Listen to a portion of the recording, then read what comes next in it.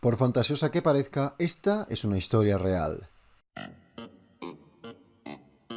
¿Existió Sandokan, Monpracén o la Perla de Labuan? ¿En quién se inspiraron para crear a este personaje legendario? ¿Qué pasa, míticos? Estaba preparando un vídeo sobre Sandokan cuando me topé con la enorme historia real que había detrás del personaje y esto cambió totalmente mi perspectiva. Di con un gran personaje histórico, también andaluz como un servidor, y al ver lo poco que se le conocía, dije, tengo que contar su maravillosa historia. Y henos aquí. Este capitán de navío mercante, comerciante, pescador de perlas y carey, explorador, cartógrafo, aventurero abolicionista y prefecto de Labuan y Borneo, que también hablaba multitud de idiomas, merece mucho más que tener el logro de haber inspirado al afamado personaje literario. Mucho, mucho más, y no exagero, mucho más que una peli de Oscar. Y hoy es uno de esos días en los que en el canal la realidad supera la ficción e incluso a la leyenda en sí misma. Empecemos. Carlos Domingo Antonio Quarteroni Fernández, nacido en Cádiz a 19 de septiembre de 1816, fue el cuarto de 9 hermanos. Su padre fue el comerciante italiano Giovanni Quarteroni, que poseía en Cádiz un establecimiento de aprovisionamiento de buques, y su madre fue la sanluqueña Ramona Fernández. En esta época no se permitía inmiscuirse en asuntos navales y militares a comerciantes ni familiares de estos, así que Carlos lo tuvo claro, marino mercante. Tan claro como que ingresó en 1829 a una academia privada para poder ser piloto de buques y sobresalió desde el día 1. Carlos fue de los pocos que con solo 13 años ya tocó timón en el viaje a Manila y de ahí escaló en un pispás de agregado de piloto en el Indiana a tercer, segundo y primer piloto. Con el título de piloto de todos los mares y 19 años ya se había convertido en capitán y realizando 6 viajes desde Luzón en Filipinas hasta puertos como Hong Kong, Singapur y Cantón. De ahí pasó al último título alcanzable, capitán de la Marina Sutil en Filipinas, mandando con ello multitud de fragatas. Pero ni este enorme currículo, ni ser uno de los mejores navegantes de su época le bastaron. Para nada, necesitaba algo más, algo muy vital y personal para todo navegante. Necesitaba libertad para explorar.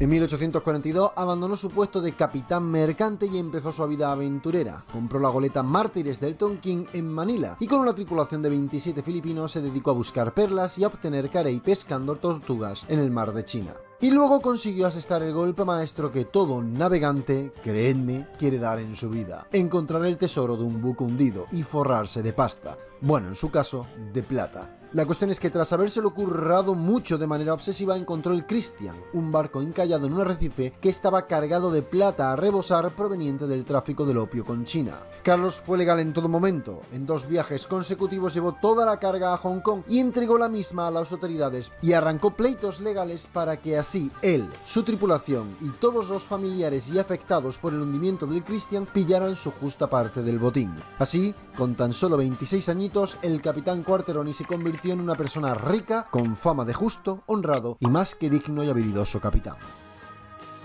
Lejos de hacerse un Sinbad y lapidar toda su fortuna, asegúrate de ver el vídeo sobre Sinbad el marino si no entiendes la referencia, decidió regresar por un corto periodo de tiempo a Cádiz para así pasar una temporada con su familia y luego volvió a hacerse a la mar. Así pues, en 1846 comenzó a explorar a su bola varias islas y a cartografiar sus viajes corrigiendo multitud de errores cartográficos de la época. Con tanto esmero que pese a haber emprendido la aventura sin apoyo gubernamental, los gobiernos de España y Filipinas no dudaron en comprarle los mapas. Quarteroni fue pionero en describir no solo las costas de Labuan y Borneo, sino también sus pueblos, sus etnias, sus costumbres, a los piratas musulmanes y malayos del lugar y, lo que le marcó muchísimo más y más profundamente, que cambiaría su vida para siempre, la esclavitud.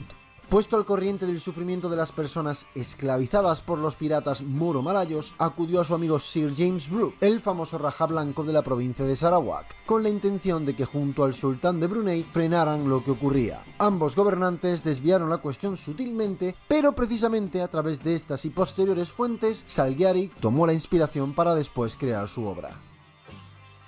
Muy sensibilizado ante el sufrimiento de los esclavos y sin que los gobernantes del lugar fueran a hacer nada, se tomó esta lucha como algo personal. A bordo del Mártires del Tonquín recorrió durante 8 años toda la ruta de esclavitud maometana y se dedicó a rescatar a los miles de cautivos que estaban prisioneros en la variedad de islas existentes de los mares del sur. Dedicándose en cuerpo y alma a la liberación de esclavos y al mando de su goleta, se presentaba en los puertos más peligrosos y tras pagar con su propio dinero los correspondientes rescates, misiones sin distinción alguna entre su origen, religión, liberó tanto a filipinos, malayos, ingleses, españoles, cristianos, protestantes o musulmanes, lo que fuera, de la esclavitud, pagando su rescate y encargándose de que llegasen a su casa a salvo. Todo esto fue sin duda un duro revés económico, pero se convirtió en un abolicionista fanático y por ello no dudó un instante en agotar, si era necesario, su enorme fortuna para este cometido. Así, en 1849 decidió viajar a Roma para exponer la situación en aquellos remotos mares, plagados de cautivos de numerosas guerras y conflictos anteriores.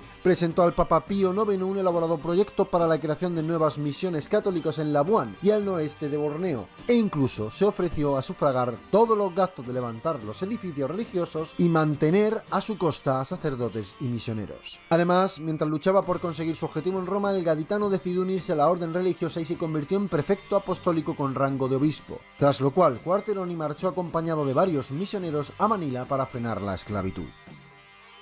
Hecho esto, volvió a acudir al sultán de Brunei y al Raja Blanco para que le cedieran las tierras necesarias de Labuan y Borneo para construir sus misiones. Obviamente, los gobernantes cedieron porque contradecir a la iglesia seguía siendo mala idea por aquel entonces. En otras palabras, ya que ambos gobernantes no quisieron ayudarle por las buenas, se las ingenió para que lo hicieran por las malas. Destacar además que tales misiones siguen activas hoy día.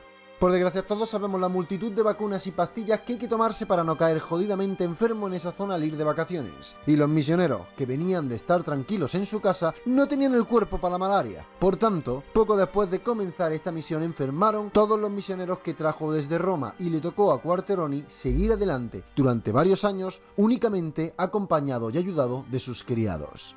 Por otro lado, con lo restante de su fortuna compró los barcos Consolatrix, Afflictorum y Refugium Pacatorum, que usó para moverse entre las islas y levantar las misiones. Desde esas bases se las ingenió para realizar pequeñas incursiones por las islas de Malasia y liberar los esclavos. O sea, en serio, imaginaos la situación: un cura haciendo escaramuzas costeras para robar esclavos a piratas. Surrealista es poco, pero es que luego tocaba llevar el barco cargado de personas que en su mayoría estaban enfermas o maltrechas y que en muchos casos tenían nula o escasa experiencia a bordo, de un punto a otro. Ya os digo yo que una goleta no se puede llevar con un único tripulante al mando sin que haya complicaciones. De hecho, una de las hazañas más sonadas por aquel entonces fue su navegación de 82 días desde una isla de Malasia con una pequeña embarcación y 27 cautivos famélicos a bordo, comiéndose un par de temporales all the way in.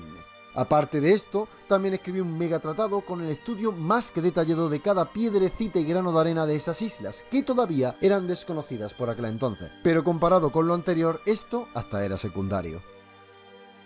Pero bueno, llegó un punto en el que Monseñor Quarteroni por sí solo lo tenía bastante complicado para parar la esclavitud, así que empezó a pedir ayuda primero a la gobernanza de las islas, que recordemos por aquel entonces eran una provincia española, y luego a la corona española en sí mismo.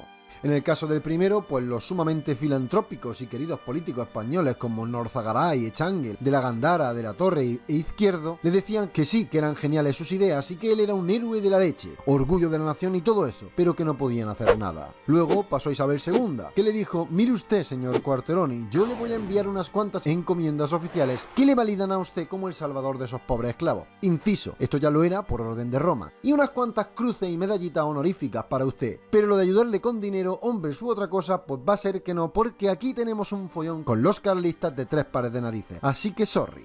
Carlos siguió y siguió, sin que se le hiciera caso, hasta que al fin uno de los reyes que más ganas tenía de sacar España adelante, pero que nadie quería porque era italiano, Amadeo de Saboya, le impuso al gobernador Izquierdo que le diera de una vez al sacerdote el dinero y algo de ayuda. Y se la dio, en concepto de limosna, pero como Amadeo acabó hasta los mismísimos de pelearse con todo un reino decadente y abdicó, esta ayuda pues duró 2 telediarios.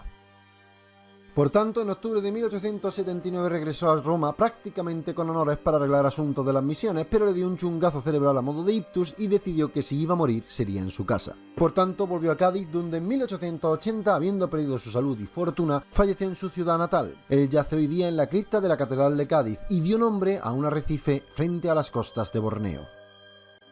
Pero ¿y todo esto qué tiene que ver con Sandokan, héroe de leyenda del novelista Emilio Salgari, inspirado en su persona, que vio la luz en 1893, 13 años después? En su obra tenemos guiño a Carlos Quarteroni, quien peleó casi toda su vida por abolir la esclavitud. Se enamoró desde el primer día de los gentes de las Filipinas, sus mares, sus costumbres, su estilo de vida. Exactamente igual que Sandokan hace por la vecina Malasia. La pequeña isla de Montprazen donde resistía Sandokan es una total alegoría a sus prefectos. La perla de Labuan y la gran obsesión por conquistarla del pirata, si bien en la obra es una dama que hace de agente civilizador, en el caso de Carlos, esa perla no era solo una alegoría a cómo hizo fortuna, sino que es la directa conquista contra la esclavitud, considerada ya por muchos en aquel entonces una muestra de incivilización. De hecho, si conoces a Sandokan sabrás que es un personaje que, si bien se le consideraba pirata, luchaba visceralmente contra la esclavitud, siendo visto como el libertador que enfrentaba a grandes esclavistas y especialmente al mayor esclavista de todos, el imperialismo inglés. Pocos años después, en 1898, España perdía entre otras las Filipinas, como muestra final de la gran decadencia en la que llevaba décadas inmersa. Sandokan como héroe de leyenda acabará apareciendo en el canal. Quizás en ese vídeo el espíritu de Carlos Quarteroni y su obsesión por destruir la esclavitud vuelvan a inundarnos, míticos. Hasta entonces, dale a like si te ha gustado el vídeo, suscríbete si no lo has hecho ya, dale a la campanita y hasta la próxima leyenda.